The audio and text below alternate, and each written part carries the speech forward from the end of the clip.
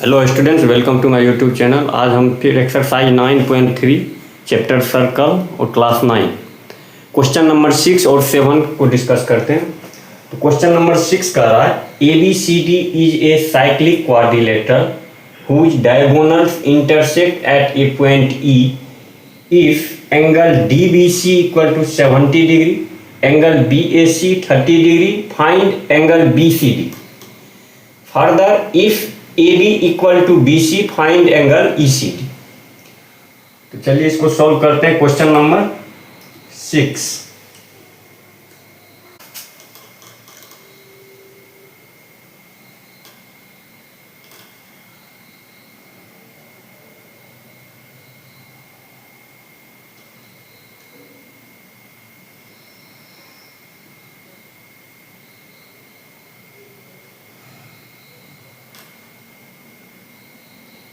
A B D और C एक cyclic quadrilateral है। साइक्लिक क्वाड्रिलेटरल होता है जो सर्कल के अंदर में क्वाड्रिलेटरल जो होता है उसको हम कहते हैं साइक्लिक क्वाड्रिलेटरल, जिसका diagonal intersect at a point E। तो AC और ये BD इसका डायगोनल हुआ और इंटरसेक्ट करता है E पॉइंट पे। ई पॉइंट पे इंटरसेक्ट किया, जिसमें कि एंगल DBC 70 डिग्री, यानी DBC यानी ये एंगल जो है 70 डिग्री। उसके बाद है एंगल BAC यानी ये एंगल जो है 30 डिग्री। हमको निकालना है फाइंड एंगल BCD। पहले हमको BCD इसका वैल्यू निकालना है। BCD यानी ये पूरे ये BCD हुआ, इसका वैल्यू निकालना है। उसके बाद if AB equal to BC find angle ECD। उसके बाद ECD यानी इसका वैल्यू निकालना है। तो चलिए इसमें लिखते हैं ABCD। लेट ABCD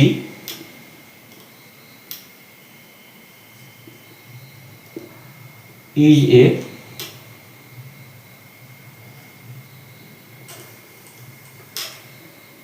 इसमें दिया हुआ है आपको given ABCD is a cyclic quadrilateral।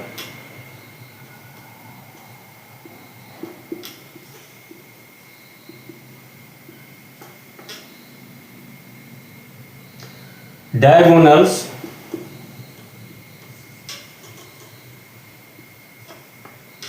AC and BD intersect at a point E। दिया हुआ angle DBC equal to 70 degree, angle BAC equal to 30 degree. तो इसमें हम थ्योरम, एक थ्योरम होता है angles in the same segment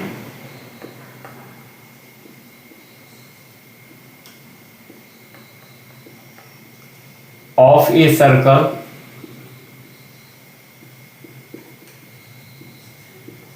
are equal। ये पता है। जैसे देखिए इसमें DC मतलब कहने का अर्थ ये हुआ angles in the same segment. कोई भी एक सेगमेंट पे जो एंगल बनेगा सर्कल पे वो इक्वल होता है। जैसे यहाँ पर DC एक सेगमेंट है जिसमें कि ये एंगल जो है 70 डिग्री दिया हुआ है। तो देखिए DC से ये एंगल 70 डिग्री है, तो ये एंगल क्या हो जाएगा 70 डिग्री होगा। यदि DC सेम सेगमेंट है तो इस पे देखिए एक एंगल बन गया ऐसे 70 डिग्री और दूसरा ये डायगोनल से ये इक्वल हो जाएगा। तो क्या हो जाएगा, एंगल आपको क्या दिया हुआ है, DBC इक्वल टू हम लिख सकते हैं angle DAC equal to 70 degree. इस थ्योरम का यूज करके DC एक लाइन सेगमेंट है जिसमें कि ये एंगल 70 डिग्री है, तो ये भी एंगल क्या होगा, 70 डिग्री होगा। अब देखिए यहां पर 70 या प्लस 30, ये दो एंगल हो गया, तो angle BAD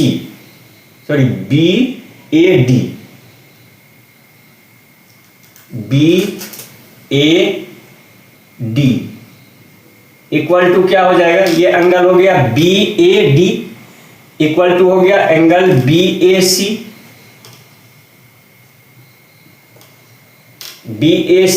plus angle CAD। अब देखिए BAC कितना है, BAC 30 डिग्री है प्लस CAD अभी जो निकाले CAD 70 डिग्री, इसको ऐड कर देंगे तो कितना होगा 100 डिग्री, यानी एंगल BAD 100 डिग्री हो गया। इन cyclic quadrilateral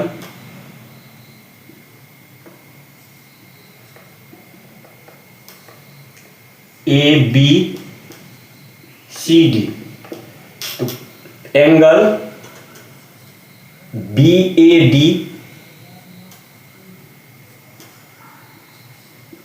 plus angle DCB यानी BCD, जिसका वैल्यू हमको निकालना है BCD इक्वल टू क्या हो जाएगा 180 डिग्री, यानी ये एंगल पूरे और ये एंगल पूरे, इस दोनों का अपोजिट जो एंगल होता है इसका सम क्या होता है 180 डिग्री होता है।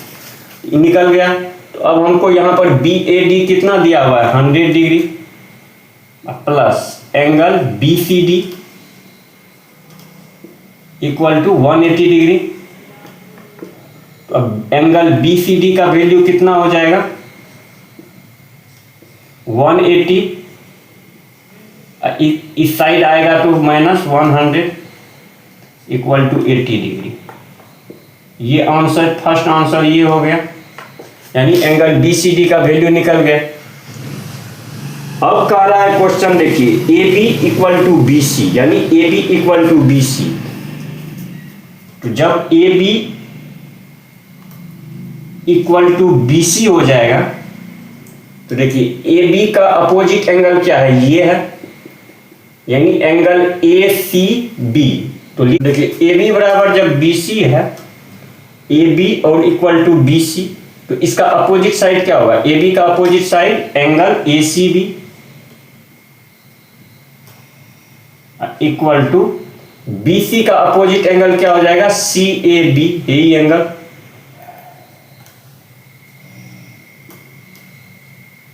इक्वल टू CAB का वैल्यू 30 डिग्री है, तो ये 30 डिग्री हो जाएगा। अब हमको निकालना क्या है ECD का वैल्यू। तो देखिए यहाँ ये टोटल कितना हो गया 80 डिग्री है, और ये एंगल CAB कितना हो गया, यानी ACB, यहाँ इतना दूरी 30 डिग्री है, तो 80 में से 30 माइनस कर देंगे तो ECD यानी ये एंगल, यही एंगल निकल जाएगा, यानी ये पूरे एंगल 80 डिग्री है, अभी जो निकाले हैं 80 डिग्री। और ये देखिए ACB का वैल्यू यानी इतना दूरी जो है, इतना दूरी 30 डिग्री है, तो पूरे 80 में से 30 माइनस कर देंगे तो ये एंगल निकल जाएगा। यहाँ पर क्या लिखेंगे, angle ECD equal to angle BCD अब माइनस एंगल ACB, 80 डिग्री अब minus 30 degree equal to 50 degree answer हो जाएगा। यानी ECD का वैल्यू निकाल गया। अब देखिए क्वेश्चन नंबर 7।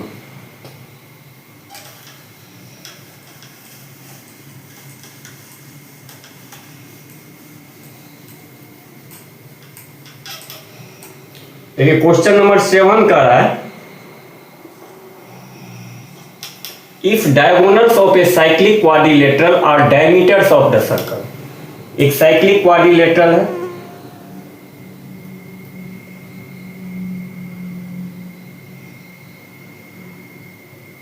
जैसे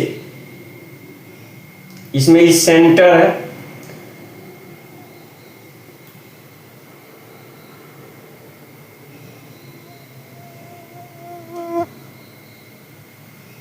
तो इसका ये डायगोनल जो है ये डायमीटर,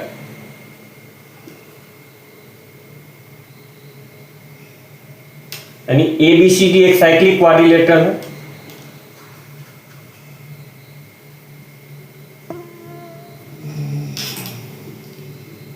ABD और C साइक्लिक क्वाड्रिलेटरल है और ये O पॉइंट पे इंटरसेक्ट करता है। AC और BD क्या है, इसका डायगोनल है। तो यहां पर लिखेंगे given let ABCD is a cyclic quadrilateral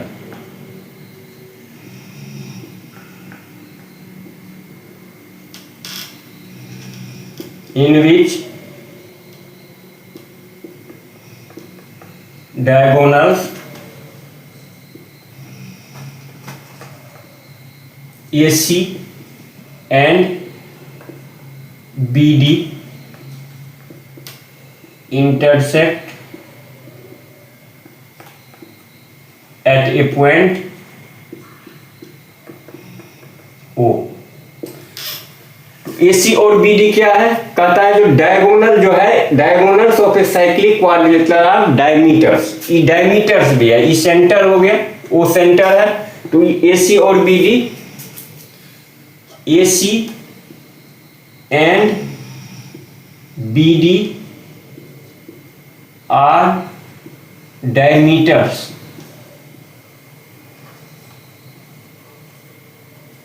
of the cyclic quadrilateral।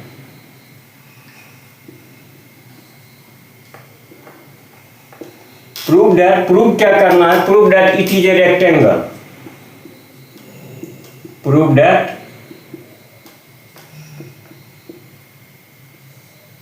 ABCD is a rectangle। हमको प्रूव करना है ABCD एक क्या है, रेक्टेंगल। तो देखिए इस ट्रेंगल को कॉन्ग्रेंस कर देंगे, ट्रेंगल AOD और ट्रेंगल BOC, इस दोनों को क्या करेंगे, कॉन्ग्रेंस कर देंगे। फर्स्ट में हमको निकालना है AB पैरेलल DC, प्रूव करना है AB पैरेलल DC या AD पैरेलल BC। उसके बाद इसका ईच एंगल 90 डिग्री हो, तब होगा ये रेक्टेंगल।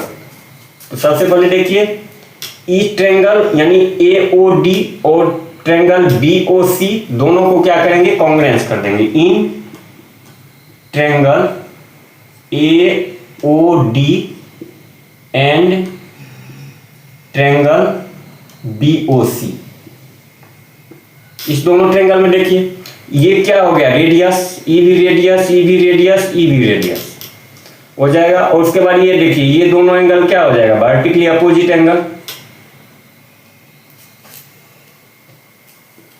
तो देखिए यहां पर लिखेंगे AO equal to OC, radii are equal,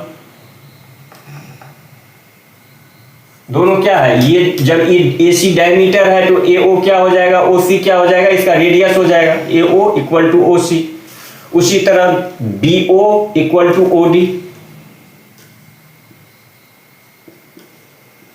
OD हो जाएगा। अब इसके एंगल ये देखिए दोनों के बीच का एंगल क्या है, ये है तो angle AOD equal to angle BOC, vertically opposite angle.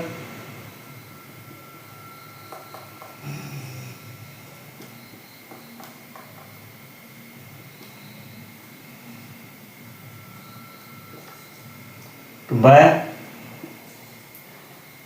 Side angle, side देखिए साइड है, एंगल साइड, मतलब साइड दोनों साइड है और बीच में एंगल है, तो इसको हम क्या लिखेंगे SAS कॉन्ग्रुएंसी। क्या हो जाएगा? ट्रायंगल AOD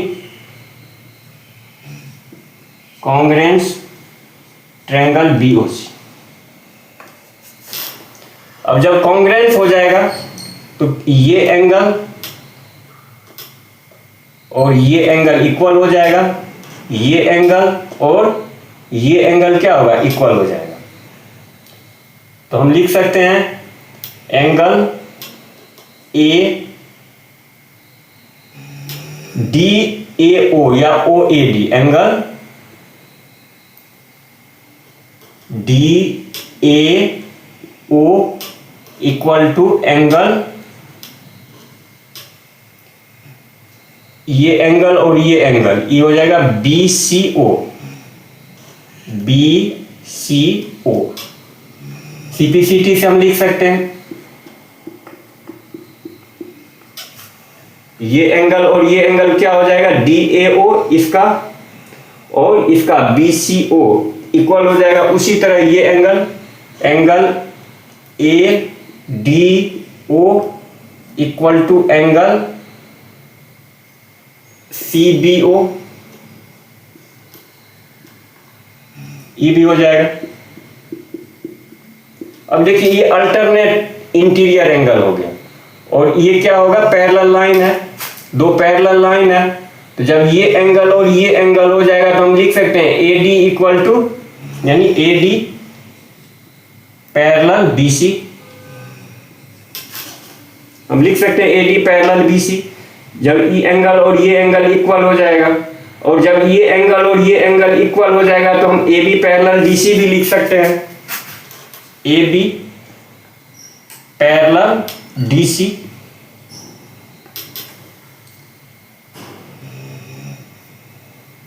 उसके बाद देखिए AD इक्वल टू BC भी लिख सकते हैं, AD इक्वल टू BC भी लिख सकते हैं, क्योंकि साइड इक्वल हो जाएगा, CPCT से सब CPCT से हो जाएगा। तो उसी तरह AB इक्वल टू DC भी हो जाएगा। तो यहां पर क्या लिखेंगे? ABCD is a parallelogram.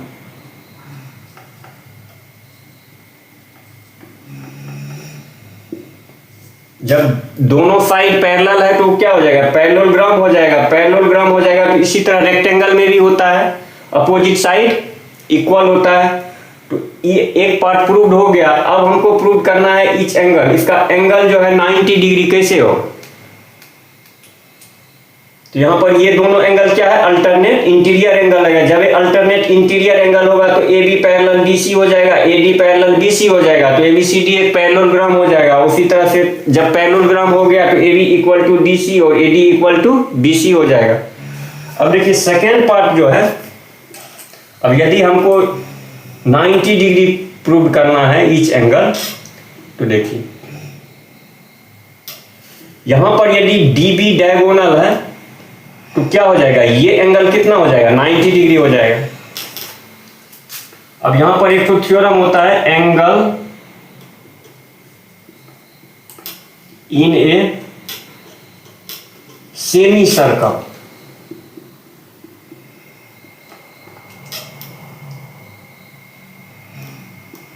Is a right angle.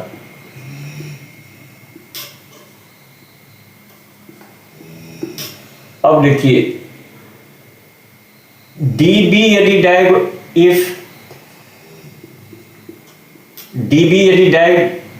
DB is a diameter है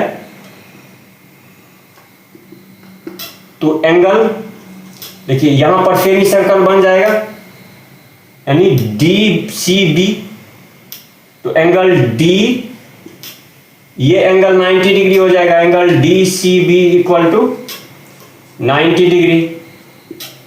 यानी डी, यहां पर ब्रैकेट में क्या लिखेंगे, D C B is a semi circle.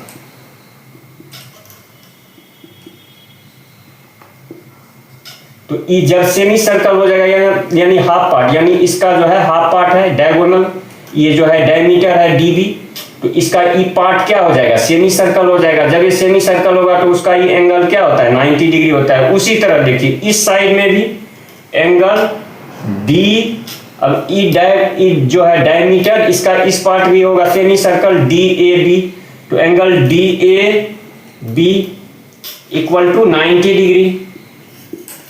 अब ई डायगोनल हो गया, जब ए सी डायगोनल हो जाएगा, अब देखिए इस साइड में, तो angle A D C equal to 90 degree. उसी तरह A B C, angle A B C equal to 90 degree. अब देखिए चारों एंगल क्या हो जाएगा, 90 डिग्री हो जाएगा। और साइड भी हम प्रूव किए, पैरेलल हो गया और इक्वल हो गया, तो क्या लिख देंगे, hence A B C D is a rectangle. यही प्रूव्ड हो गए।